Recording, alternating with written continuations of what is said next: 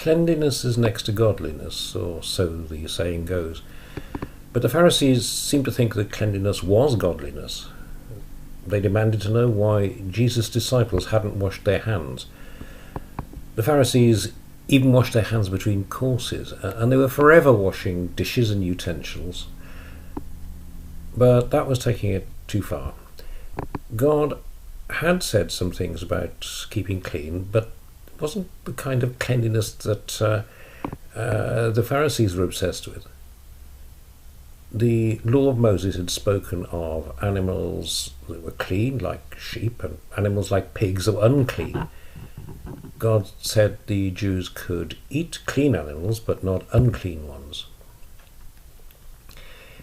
What I'd like to concentrate on, though, is something else God declared unclean. A little collection of medical conditions. One was leprosy, though that term might have covered other skin diseases as well. The second was discharges of bodily fluids, and the third was the ultimate medical condition, a dead body. All these were unclean. God said so. Anyone that had one of these conditions was deemed unclean, and if you touched him or her, then you became unclean. You had to isolate yourself until the evening, you had to wash or bathe yourself, and perhaps you had to do some other things as well. These conditions were contagious. If you touched a leper, he was unclean, so you became unclean. You became legally unclean. It was all set out in the law. Of course, some of these conditions could be sources of medical diseases, although that was largely hidden to people 2,000 years ago.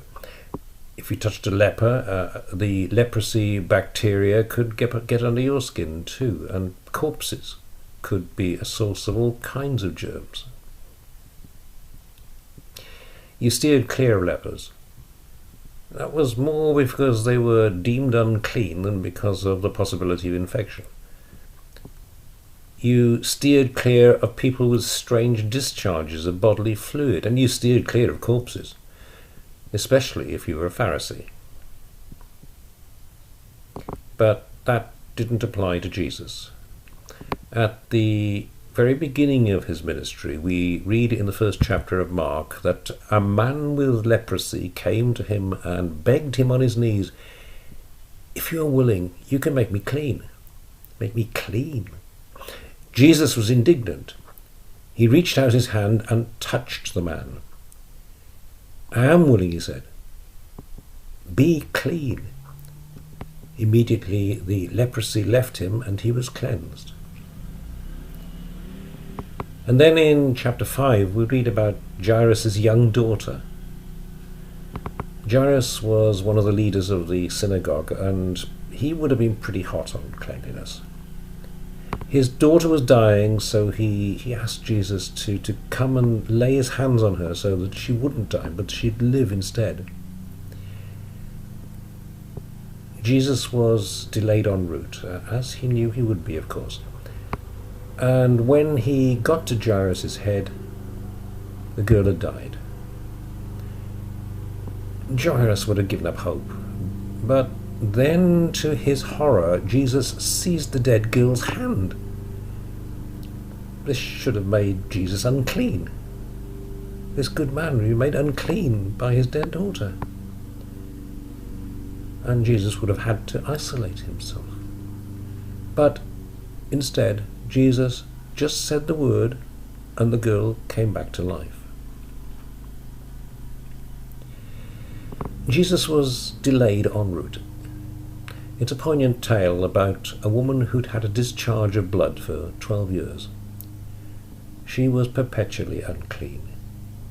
She didn't want to risk passing on her uncleanness to Jesus, and she was also pretty embarrassed about it, and she wanted to conceal her condition. Maybe it was something like a menstrual flow. So she crept up quietly behind Jesus and touched his cloak. She was immediately healed, and Jesus knew what had happened. She'd actually risked passing on her uncleanness to him, passing it through his clothes, because it could work like that. But Jesus wasn't contaminated. The woman confessed all, for she was healed. A leper, a flow of blood, and a dead body, all unclean. They were contagious. Even if they didn't pass on germs, they were still unclean as defined by the law of Moses. Don't touch. Jesus should have been affected. He should have become unclean. But he didn't.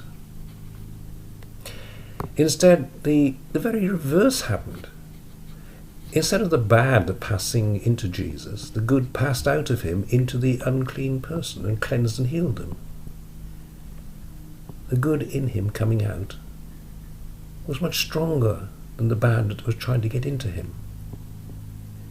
In Mark we read that Jesus realized that power had gone out from him when the woman touched him and when she was healed. Jesus' power overcame all kinds of uncleanness. There's yet more in Mark's Gospel about the ways Jesus dealt with uncleanness. There were people with, quote, unclean spirits. There were the challenges of the Pharisees about uncleanness, and much debate with them, and Jesus making quite some powerful points to them about where cleanliness came from, where it didn't come from. And there is the contact with the madman who lived with a herd of pigs. Why are we told so much about all this?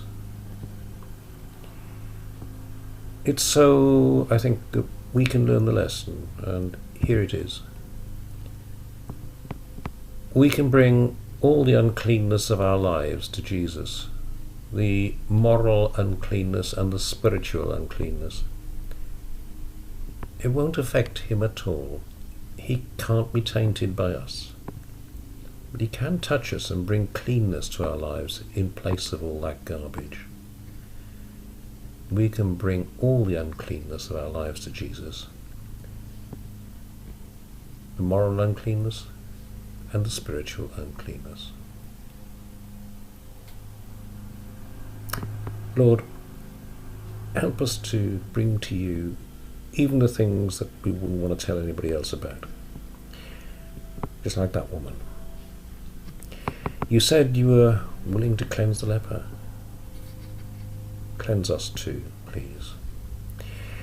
And thank you for the gift of new life, a life fuller and longer even than the life you gave back to that young girl.